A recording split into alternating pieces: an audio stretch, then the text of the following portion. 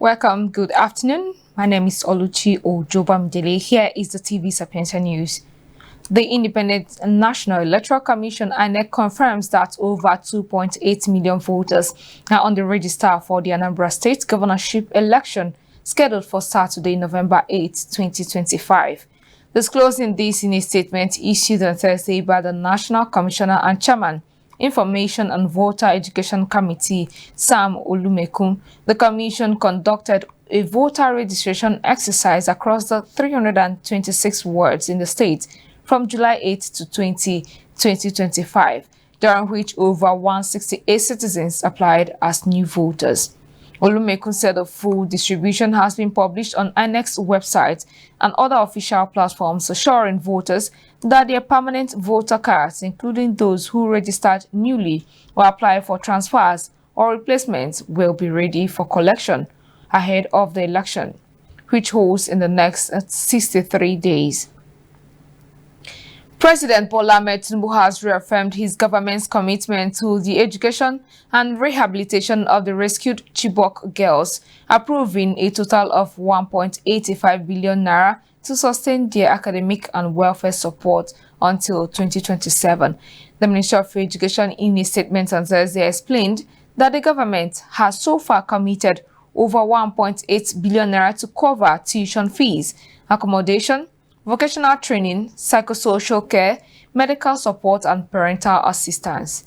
The Minister of Education, Tunju Alausa, noted that the government's support for the Chibok girls is both a financial and moral obligation. The President Tinubu showing statesmanship by prioritizing their education above partisan politics. Alausa said beyond tuition, the intervention program also provides vocational starter packs, child and parental support, surgical care, travel logistics, and national health insurance enrollment. He maintained that monitoring and evaluation of the girls' academic progress will continue for the next 3 years. The Edo State chapter of the People's Democratic Party (PDP) and the state government are at loggerheads over allegations that Governor Monday Okpebholo and his deputy Dennis Idahosa have abandoned their duty for foreign trips, while also planning to spend about 4.2 billion naira on luxury vehicles for newly nominated commissioners.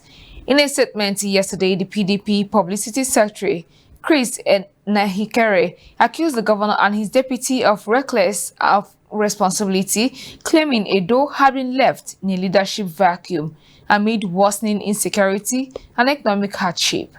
He alleged that the governor's request for the confirmation of 28 commissioner nominees will result in the most bloated executive council in Edo's history, and that the government had already concluded plans to purchase 28 SUVs at 150 million naira each.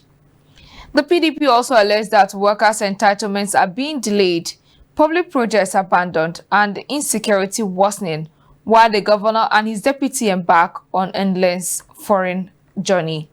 Responding, the chief press secretary to the state governor, Fred Itua, dismissed the allegations as reckless, misleading, and desperate, insisting that the state has not been left without leadership. He argued that Edo remains one of the top 3 states in Nigeria with the highest minimum wage at 75,000 naira, contrary to the PDP's claims about workers' welfare. Youth in the Shagari local government area of Sokoto State says they will mobilize for self-defense in view of the rising attacks by bandits who have killed many and sent hundreds away from their communities.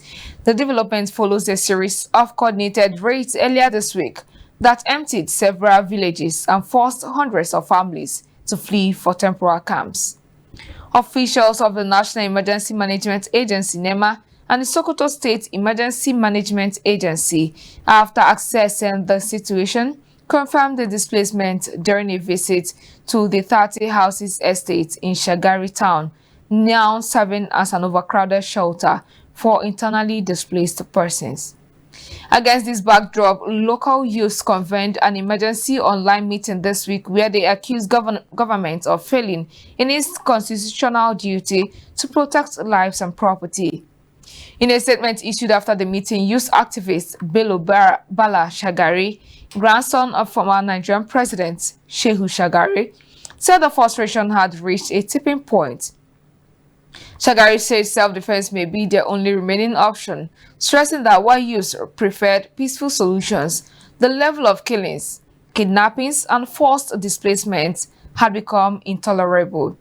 They, however, called on the Sokoto state government and the federal government to immediately deploy more security forces, restore safety in affected communities, and facilitate the safe return of displaced persons. The National Emergency Management Agency NEMA has said death toll in the Niger boat accident has reached 30, with 58 persons rescued so far. NEMA, in a statement on Thursday, said rescue efforts are, however, still ongoing over the incident, which happened on Tuesday in Gusawa Community, Bogu local government area of Niger State. According to investigations, the most recent boat incident was caused by overloading of the vessel, compounded by a collision with a tree stump along the water channels. In the meantime, NEMA's Director General of the National Emergency Management Agency, Zubaida Umaru, has directed the agency's MENA Operations Office to intensify the ongoing rescue efforts. Tuesday's incident adds to the growing number of boat incidents in Nigeria in recent months.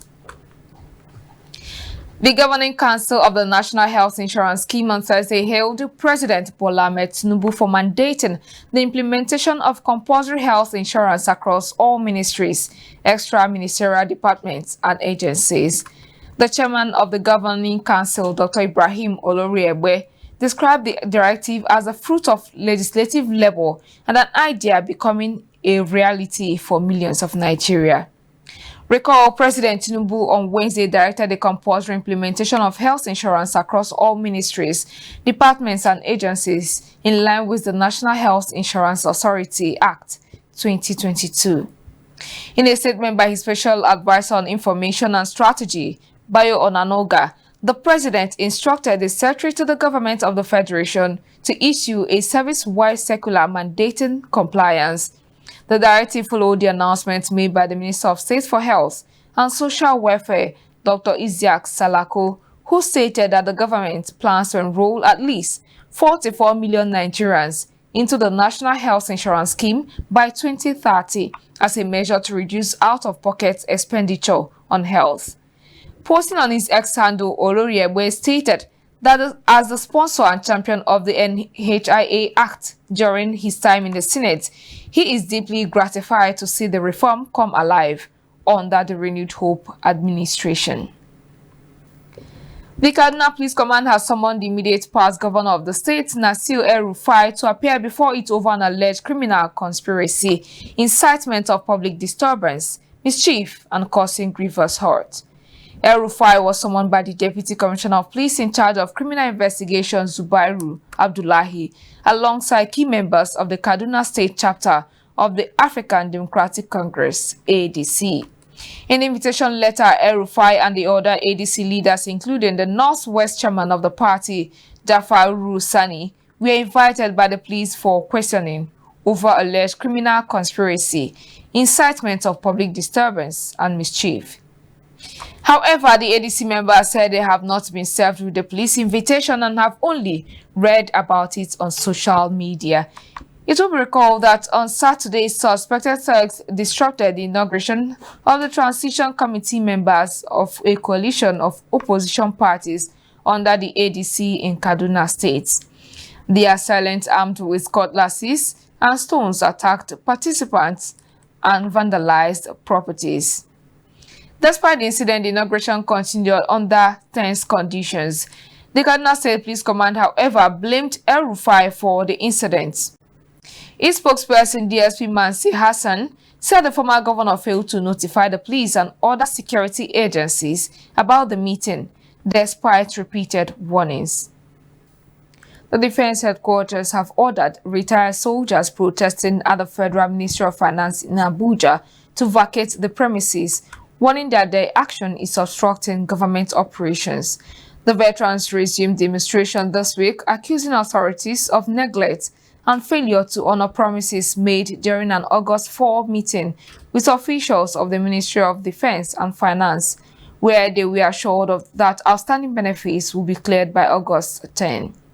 Addressing journalists in Abuja, the Director of Defense Media Operations, Major General Marcus, explained that the agitation stemmed from the use of two separate salary charts in 2024 following the implementation of the new minimum wage.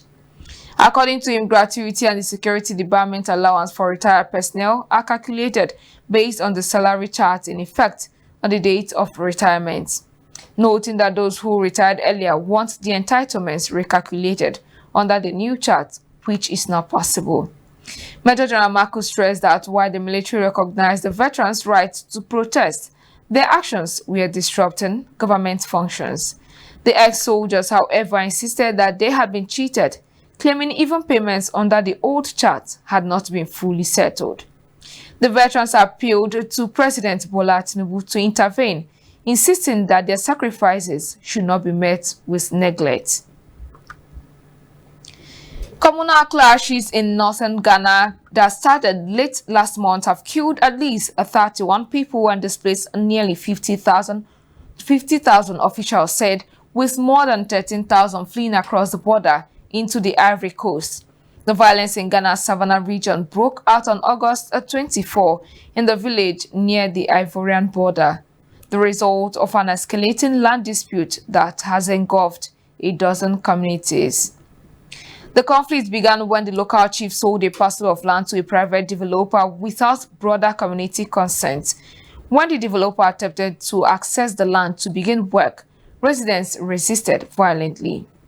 Ghana's Interior Minister Mubarak Muntaka said in a radio interview yesterday that over 13,000 Ghanaians had crossed into the Ivory Coast, citing figures from Ivorian authorities. Ghana's National Disaster Management Organization said around 48,000 people had been forced from their homes, mostly women and children. On the security front, Muntaka said more than 700 military and police officers have been deployed and a curfew instituted. On the foreign news, Russian President Vladimir Putin has said he is willing to meet with Ukrainian President Volodymyr Zelensky if the meeting is adequately prepared and has the potential for meaningful outcomes. Putin made the remarks during a press conference in Beijing on Wednesday at the conclusion of his 4-day visit to China. He says Zelensky can come to Moscow if he is ready, noting that if there is proper preparation and a favorable outcome is possible, such a meeting will take place. This comes amid continued efforts to end the war in Ukraine, which began with Russia's full-scale invasion in 2022 and has resulted in tens of thousands of casualties and massive displacement. Zelensky also had long called for direct talks with Putin to negotiate a ceasefire and a potential path to peace, but Russia has maintained pressure on the battlefield while offering limited diplomatic engagement. Putin reiterated that he is open to dialogue only if negotiations are thoroughly prepared and dismissed symbolic meetings without concrete plans or agreements in place. However, Putin again cast a doubt on Zelensky's legitimacy, claiming the Ukrainian leader's term had expired in 2024 and questioning his authority to negotiate on behalf of Ukraine. Now to sports, Manchester United defender Harry Maguire is the subject of interest from two clubs in the Saudi Pro League, according to the UK Sun. The 32-year-old signed for the Red Devils in a €80 million deal in 2019, making him the costliest centre-back at the time. United turned down offers for Maguire from England and Italy in the just concluded summer transfer windows. However, the England international could yet be on the move if he decides to leave for the Middle East, with their transfer windows closing on September 23. It is believed that Maguire would prefer to leave Old Trafford next summer. Germany has gone down to a shocking 2-0 defeat in Slovakia in their opening World Cup qualifier on Thursday, while Spain kicked off their bid to reach next year's finals with a comfortable 3-0 victory in Bulgaria. Atletico Madrid's David Hanko burst into the penalty box to fire Slovakia into the lead just before halftime against Germany. David Strelec, who has just signed for Middlesbrough in the English Championship, then made it 2 with a brilliant strike high into the top corner 10 minutes into the second half. The result gives Slovakia a dream start in Group A as they attempt to qualify for a first World Cup since 2010. To wrap it up on the news, here are the major news headlines. President Bola Ahmed Tinubu has reaffirmed his government's commitment to the education and rehabilitation of the rescued Chibok girls, approving a total of 1.85 billion naira to sustain their academic and welfare support until 2027. The Russian President Vladimir Putin has said he is willing to meet with Ukrainian President Volodymyr Zelensky if the meeting is adequately prepared and has the potential for meaningful outcomes. And Manchester United defender Harry Maguire is the subject of interest from two clubs in the Saudi Pro League, according to the UK Sun. And that was the TV Sapienza News at 1. On behalf of the technical and editorial crew, I am Oluchi Ojobamidele. Thank you for choosing TV Sapienza.